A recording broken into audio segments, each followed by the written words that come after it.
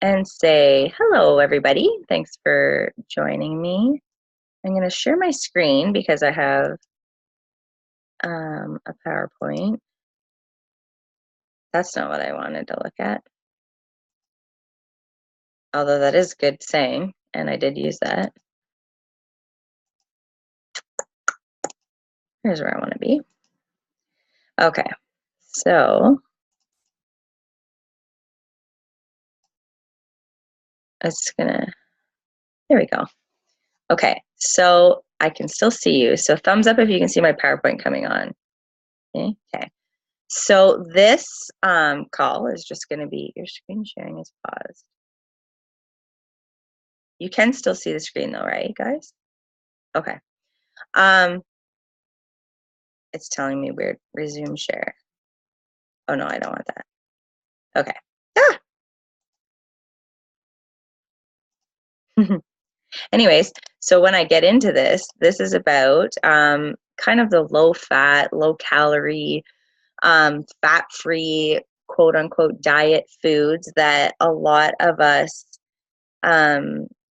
if we've started some kind of fitness and health journey anytime in the 80s, 90s, or early 2000s, this will be familiar to us. So I want to be able to see you. Okay. So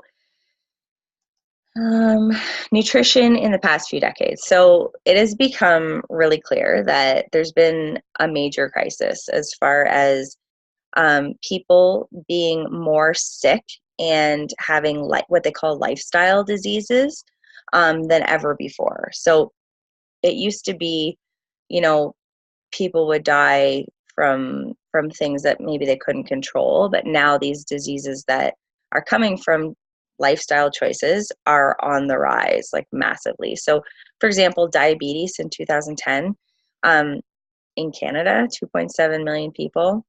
They're expecting that to go to 4.2 million by 2020.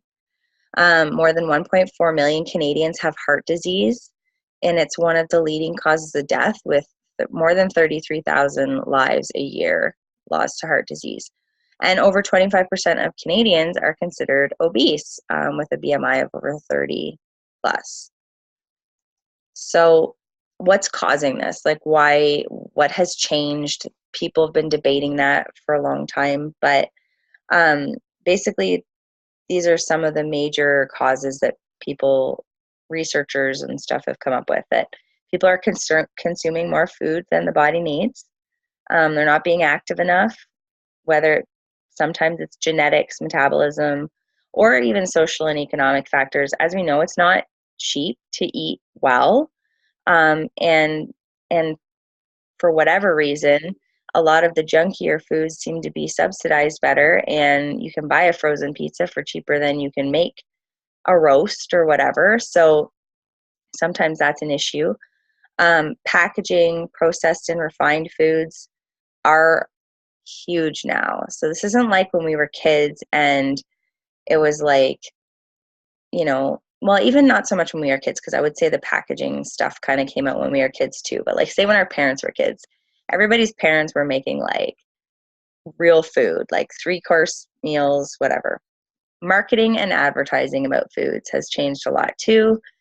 Um, and then another big issue with why there's so many lifestyle diseases now is because of things like chronic stress, adrenal fatigue, hormones being out of whack, blood sugar imbalances, and a lot of that comes from your lifestyle, your food, and your exercise. So every time you eat or drink, you are either feeding disease or fighting it. I like that quote. So misinformation. So I've got a few of my the light things at the side here. Light Pringles, must be healthy. Light peaches. I'm not sure why you'd need to make peaches light, but there you go. If you've ever tried to lose weight, like I said at the beginning, or watch what you eat, or be healthy, you've most likely heard the words fat-free, low-calorie, light diet. Yeah. In association with a lot of, oh, you can't, not working? Okay. Good. I'm glad I saw that. I'm going to stop share for a second because you need to see these pictures. Let's try this again. Share screen. Can you see it now? Did you see me change it and says nutrition in the past few decades? Okay, perfect. So this is the one I was just on about what's causing it. Now this is where I am about the misinformation. Okay, perfect. So like I said, if you've ever tried to lose weight or watch what you eat, then these buzzwords, these like diet, light, low cal, whatever, are tossed around like crazy. And if you're like me, when I first was more conscious of what I was eating, you thought you were doing the right thing, grabbing 100-calorie snacks, or switching to skim milk or light cream cheese or diet pop or fat-free yogurt. You'd check the calorie labels on the back, but not the ingredients or the nutritional info. So, it was very common for me. I know in university, especially, I'd get those like 100-calorie smart food popcorn things and just things that I thought I was doing something good for my body, but dun dun dun, I wasn't. So thinking you're doing the right thing, like honestly, I thought I was making better choices by choosing foods that didn't have a ton of calories. Like that whole, everyone's like, it's a mathematical equation. If you have more calories going out than coming in, you're going to lose weight. You're going to be healthier. But that's not true, because it's not just the number of calories, it's the quality of the calories, right? This is interesting. This thing here just says, today more than 95% of all chronic disease is caused by food choice, toxic food ingredients, nutritional deficiencies, and lack of physical exercise. Just another reason why fitness and health coaches are so important.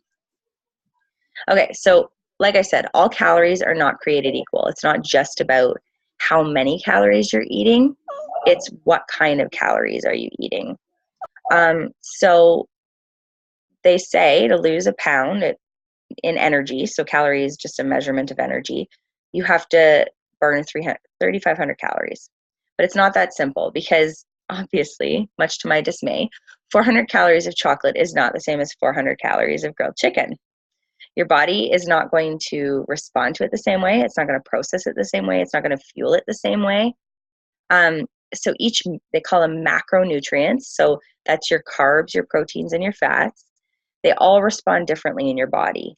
I thought this was kind of neat, so I added it in. But the terms, so fat-free, low-fat, reduced fat, and light, these are the criteria of how the foods can be labeled that way. So fat-free foods must have less than 0.5 grams of fat per serving. Low-fat foods must have 3 grams of fat or less per serving. Reduced fat must have at least 25% less fat than comparable products. And light foods must have either 1/3 fewer calories or 50% less fat. Again, like I said, just making these buzzwords, not making them health words.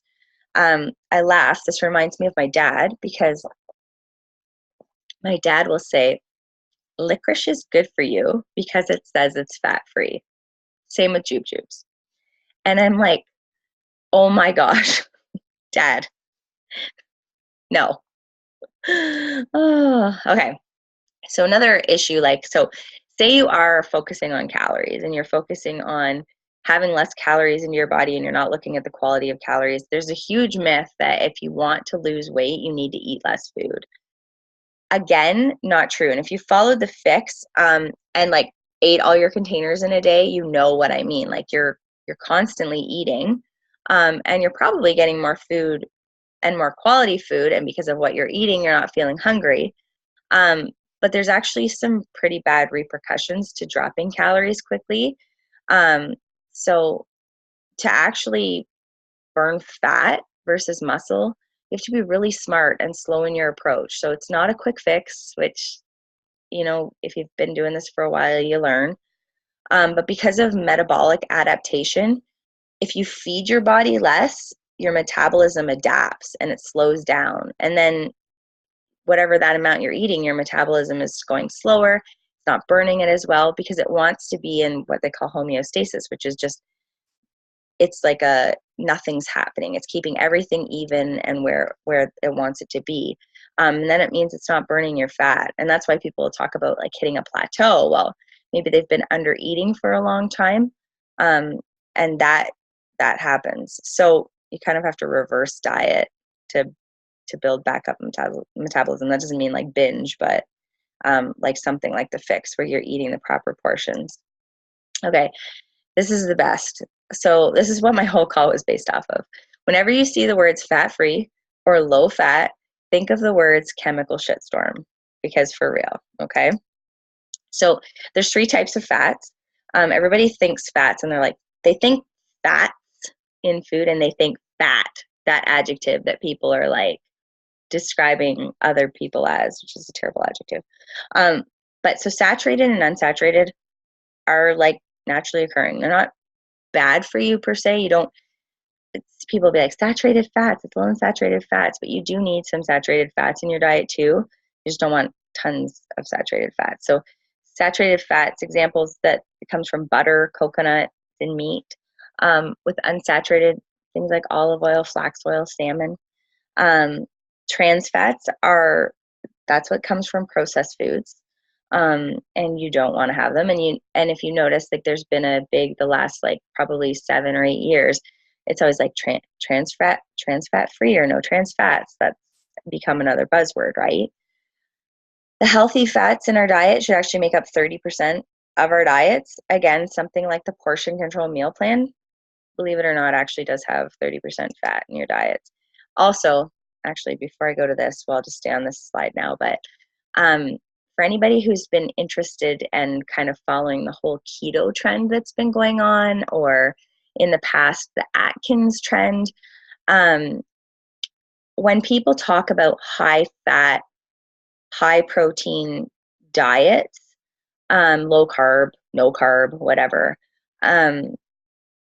there's so much more to it than what people are actually thinking they're doing and talking about. And when people say, oh, I'm in keto and I'm using these like whatever, these like liquid things that I'm adding to water and they're magically putting my body into ketosis, that's not even possible. Okay, like to be in ketosis, it has to be through your food. And to check that you're in ketosis, you have to use like blood to be able to tell that you're in true ketosis. People will say like, well, you can pee on a stick. It's not as accurate. Like there's just a lot more to it. And when you start having these like high fat diets, automatically nobody's thinking like, well, I can have more olive oil. They're like, I can have more bacon. And I can't eat, I can't eat bananas, but I can have like a pound of bacon. So that's where all this like fat talk goes crazy again. So it's like you have one extreme where it's like low fat, no fat, and then the other extreme where it's like all the fat. Okay. So what's the deal with low fats, fat-free, and diet foods? Like I said, in the 80s and 90s, the idea of fat in food started circulating that it made people fat. Companies, there's really interesting documentaries on this. If you guys are interested, I can talk to you about them later. But like companies started to take the fats out of foods, like yogurts, cheese, snacks, whatever. But you can't just take an ingredient out of a food. It has to be replaced with something else. So in order to do that, they've put artificial ingredients or chemicals or sugars and salt to make the food taste better, because fat gives a lot of the taste to different foods, right?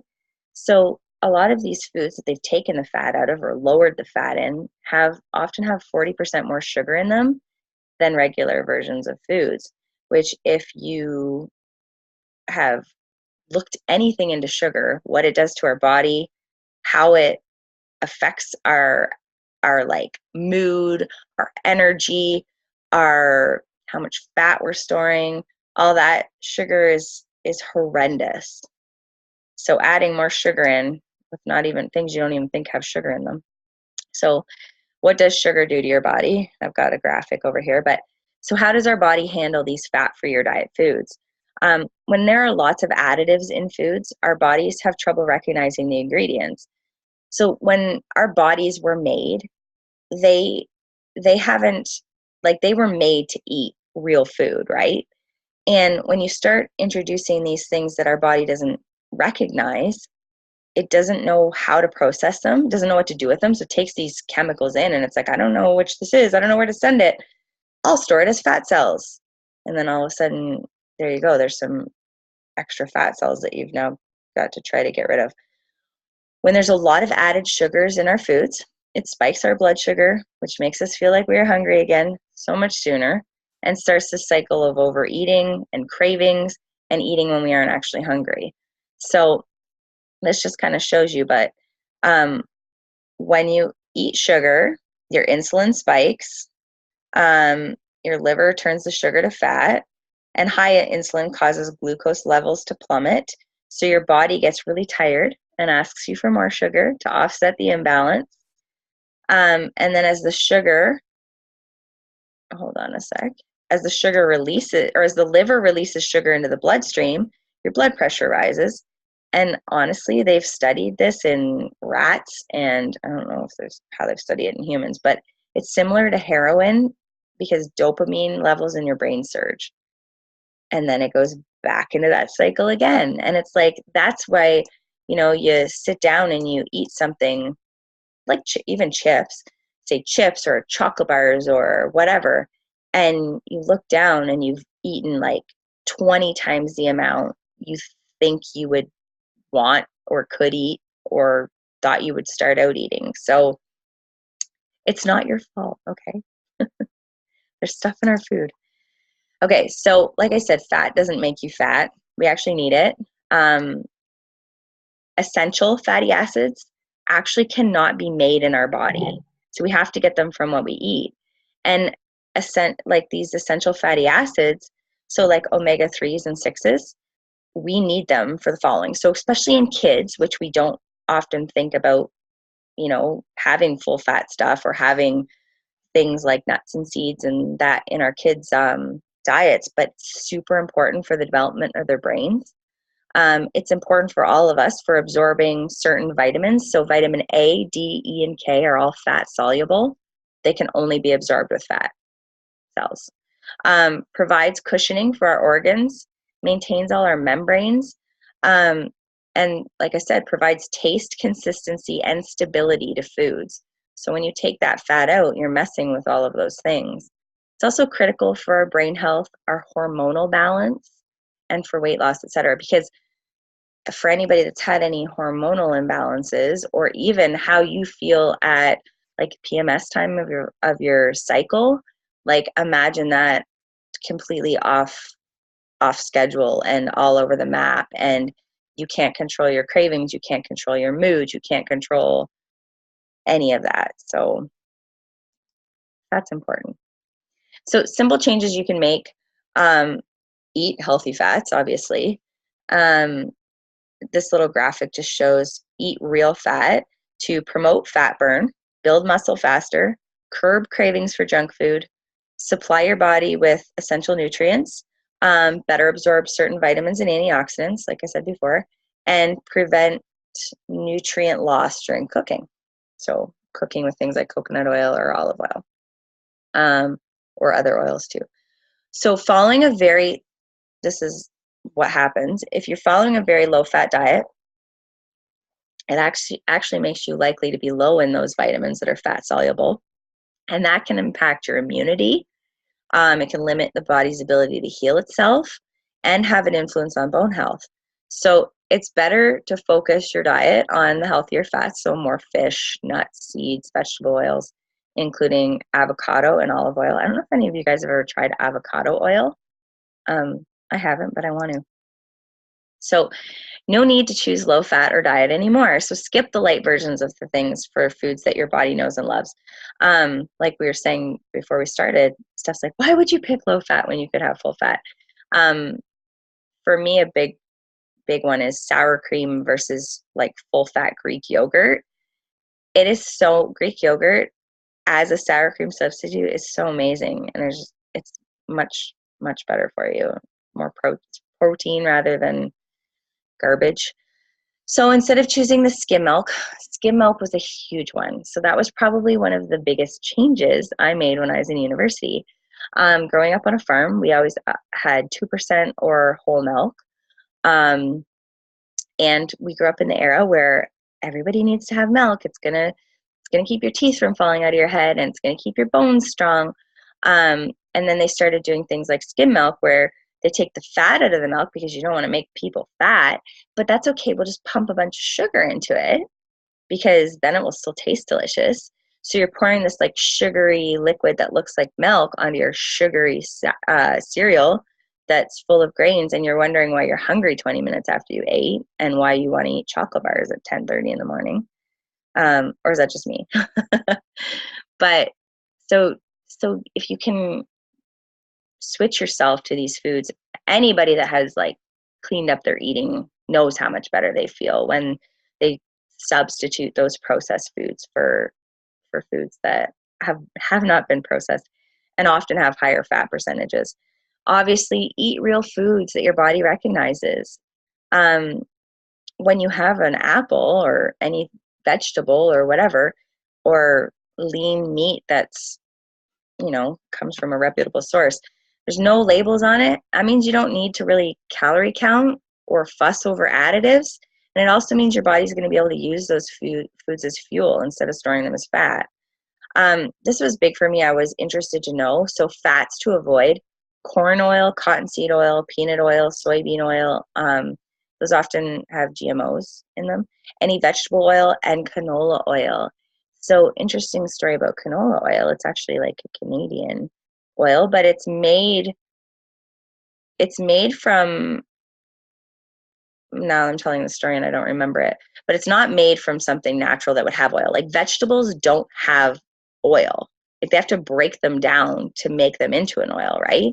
And they had some other name for canola oil, and it was really like chemically sounding. And then they're like, one day they're like, how about canola oil? And it was like the can part was for Canadian. So I thought it was kind of neat. I'll look up the details on that because that started to be a really good story that became a really bad story fast. Okay, so embrace the good fats. I love this one. I said you're the good kind of fat. The one avocado chasing the other avocado. So make sure every meal and snack contains the following 3 macronutrients. I've said this like a gazillion times, but I still don't even practice it all the time. And then when I do, I'm like, oh, why don't I eat like this all the time? If you always have a protein, a fat, and a fiber. So a fiber, a good example of a fiber is a vegetable or a fruit. If you always eat in those threes, it keeps your blood sugars level, and that way you avoid spikes in your insulin. And I put this note here: nuts, seeds, avocado, and oils, because when people look at a meal plan like the fix or like portion control or fix, whatever they call it, fixate, they're like, oh, but you only get one blue, which is only one fat. And you're like, yeah, but you also get an orange, which is another fat, and you get teaspoons, which are more fats. Like there is actually more fat in that, but it's the right kind of fat, and it's showing you that you need that variety of fats in your food too, right? Or in your meal plan. Okay, this is interesting. So when you buy fats, because fats actually react to light and heat, um, there's actually kind of some guidelines for how you should store them. So, you know how you can buy like giant jugs of olive oil in plastic containers, bulk, whatever? Try not to do that. It's better to buy small bottles to keep them as fresh as long as possible. Buy oils in glass bottles, not plastic, because we know that plastic can break down into your food. Buy cold pressed or unrefined, so things like coconut oils and olive oils and avocado oils, to avoid damage to the oils. And keep your oils in a cool, dark place. So think about this right now. Like, where are you storing your oils? Is it like on your counter right in the sunlight? And then think about why the olive oil bottles are often really dark. It's another like protection layer for them. But they actually suggest you keep all polyunsaturated oils in the fridge, and that you store nuts and seeds in the freezer, which is kind of interesting. That's supposed to be the best place to keep them, so it's cold and it's dark. And then don't buy things like ground flax, hemp, or chia seeds. You want to buy them whole, and then if you want to grind them, you're going to grind them yourself, because when you buy them already ground, I've already had a ton of stuff ground out of them. If you go somewhere like Bulk Barn, you don't know how long they've sat there. The air affects them as well. So you could be buying a thing of chia seeds that's been ground, and it's like useless. So, okay, so I think this is my last slide. Healthy fats grocery list. So in case you haven't heard some of them, and some of these I didn't actually think of. So avocados are probably one of my favorite. Fresh cheese, eggs, fish, nuts, nut and seed butters, black olives, I did not know. Coconuts and organic coconut oil, full fat yogurt, full fat milk if you do still drink milk, if you're not like drinking almond milk or something. Dark chocolate. Anytime chocolate's on any kind of list, I'm like, yes. Although I wish it was milk chocolate. Seeds and seed oils. So that's the end. Stop share. And I'm going to end the recording and see if you guys have actually, or if you guys want to ask any questions before I end the recording, and then if you don't have any questions, I'll end the recording. Anybody have any questions? You just have to unmute yourself if you do.